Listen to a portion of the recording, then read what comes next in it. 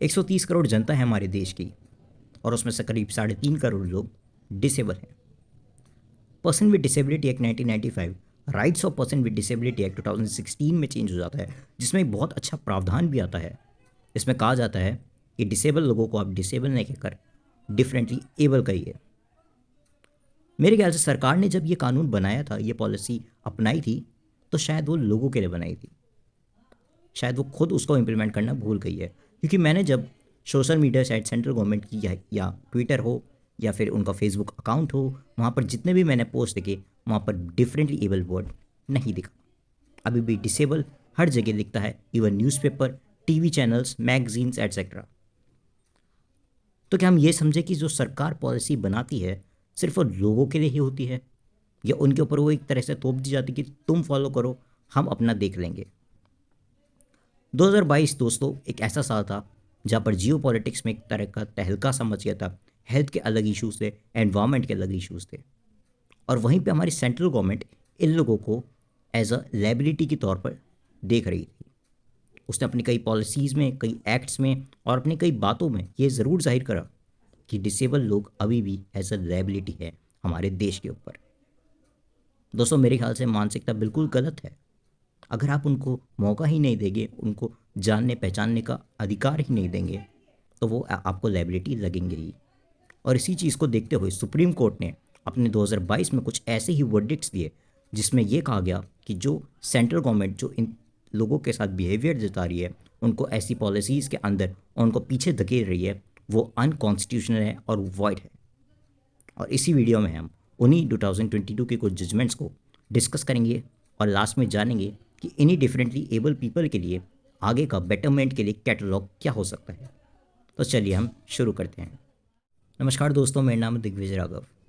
2022 की शुरुआत supreme court के एक बेहतरीन जजमेंट के साथ होती है, जिसका टाइटल है disable rights group versus union of India, जिसमें यूनिवर्सिटी ग्रांट कमीशन को ये इंस्ट्रक्ट करा गया कि आप जल्द से जल्द वो गाइडेंस बनाइए जिसके तहत rights of person with disability act 2016 की गाइडेंस को हर यूनिवर्सिटी तक फॉलो करा जा सके। Second case, Smriti Tukaram Badade versus state of Maharashtra, जिसमें कहा गया कि वनरेबल सेक्शन ऑफ सोसाइटी में पर्सन विद डिसेबिलिटीज़ को भी इंक्लूड करना चाहिए, जहाँ पर barrier free environment all over the India उपलब्ध होगा। Wheelchair facilities, ramp facilities etcetera should be available all over the places which are accessible to the handicap people. Third case, Dalbir versus union of India, जहाँ पर Indian railway को ये instruct करा गया कि आप अपनी गाइडलाइंस को दोबारा से रिविजिट करिए, जिसमें एक प्रावधान है जिसमें लासिक सर्जरी के लोगों को आरपीएफ यानी कि रेलवे पुलिस फोर्स में एम्प्लॉयमेंट अपॉर्चुनिटीज़ नहीं दी जा रही है। दोस्तों किसी कारण मुझे ये वीडियो बंद करनी पड़ी थी और अगले दिन मैं ये वीडियो बना रहा हूँ, और इसी वजह से शायद आपको मेरे कपड़े और मेरे चेहरे में थोड़े चेंजेस देखने को मिल सकते हैं। खैर छोड़िए, हम केस फोर्थ की बात करते हैं। चिन्मय भट्टाचार्य प्रताप सारथी वर्सेस यूनियन ऑफ इंडिया, जिसमें कहा गया कि लेफ्ट आर्म इम्प्यूटेड पर्सन को भी एडमिशन दिया जाना चाहिए post graduation in medical courses. Fifth case, Ashutosh Kumar versus film and television institute of India, जहाँ पर फिल्म के सभी इंस्टीट्यूशंस जो भी फिल्म डायरेक्ट करते हैं, डायरेक्टर्स, जितनी भी ब्रॉडकास्ट एजेंसीज़ हैं, सबको निर्देश दिए गए कि कलर्ड ब्लाइंड पर्सन को भी एक्टिंग में मौका दिया जाना चाहिए। Six case, Kerala government versus doctor VP Joy, जहाँ पर सुप्रीम कोर्ट ऑफ इंडिया ने केरला गवर्नमेंट को स्लैम्ड करते हुए कहा कि आपने अभी तक एंडोसल्फान ट्रेजिडी के विक्टिम्स को कॉम्पनसेशन क्यों नहीं दिया है, और अगर नहीं दिया है तो जल्द से जल्द उनको कॉम्पनसेशन मुहैया कराई जाए। Seventh case, Abhimanyu Pratap Singh versus Namita Sikaun, जहाँ पर सुप्रीम कोर्ट ने कहा कि जितने भी एडवोकेट हैं, चाहे वो किसी ट्रेजिडी के कारण या फिर किसी एक्सीडेंट के कारण परमानेंट डिसेबल होते हैं, तो उनके कॉम्पनसेशन में भी थोड़ा इंक्रीज आना चाहिए।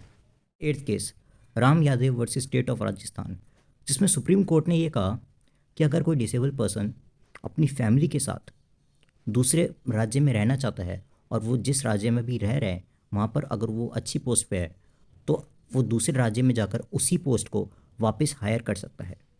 उसको अपनी सीनियरिटी को फोरफिट नहीं करना होगा। दोस्तों अगर इसमें मैं अपने पर्सनल व्यूज़ दूँ तो काफ़ी ये अच्छा वर्डिक्ट है, क्योंकि अगर आप किसी राज्य छोड़कर किसी और राज्य में जाते हैं और आपको उसको अपनी पोस्ट को दांव पर लगाकर माइग्रेशन करना पड़ रहा है, तो इससे बुरा डिस्क्रिमिनेशन मेरे ख्याल से कुछ हो नहीं सकता। 9th case, state bank of India versus Ajay Kumar Yadav, जहां पर सुप्रीम कोर्ट ने एसबीआई को यह निर्देश दिया है कि आप अपनी जितनी भी गाइडेंस हैं उनको डिसेबल फ्रेंडली बनाएं। क्योंकि दोस्तों, मैंने भी पहले एसबीआई में अपना अकाउंट खुलवा रखा है, और जब मैं वहाँ पर गया था तो वहाँ पर हमें घंटों लाइन में बैठना पड़ता है, खड़ा रहना पड़ता है, और टेबल नंबर 1 से लेकर टेबल नंबर 3 तक वहाँ पर ढेरों सारे डॉक्यूमेंट जमा करवाने पड़ते हैं, जो कि एक डिसेबल पर्सन को एक गवर्नमेंट बैंक में भी अपना अकाउंट खोलना बहुत मुश्किल कारगर हो सकता है। ये काफ़ी अच्छी जजमेंट है, जिसमें कई लोगों के लिए सरकारी बैंक में अपना अकाउंट खुलवाना आसान हो जाएगा।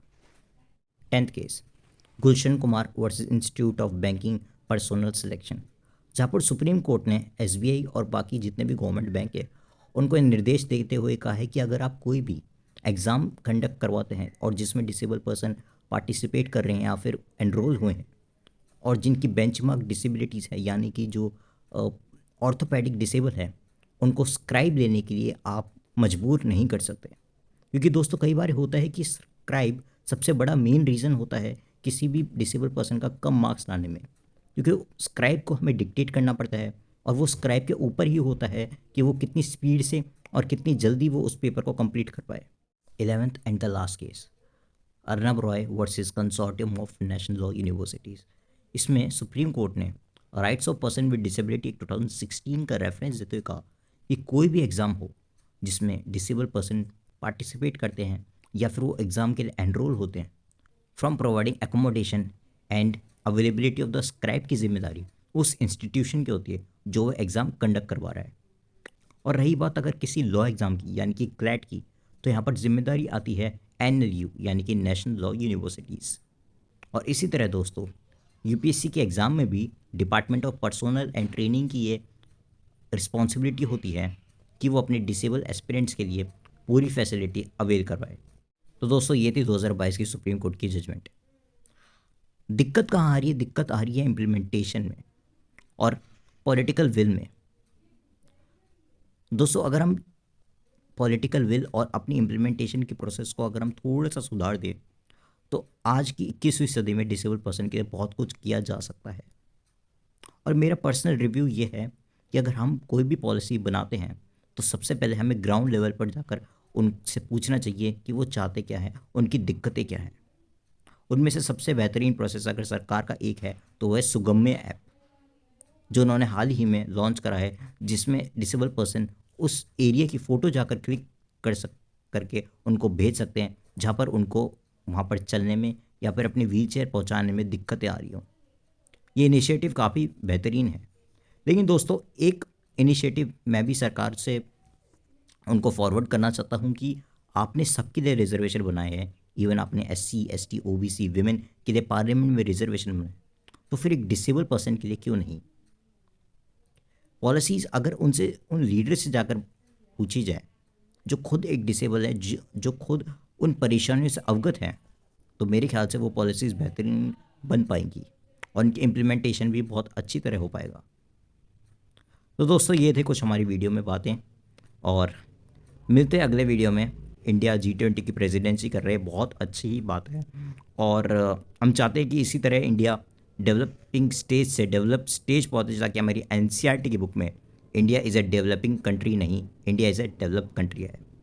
Thank you. देश से है प्यार तो हर पल ये कहना चाहिए, मैं रहूं या ना रहूं भारत ये रहना चाहिए।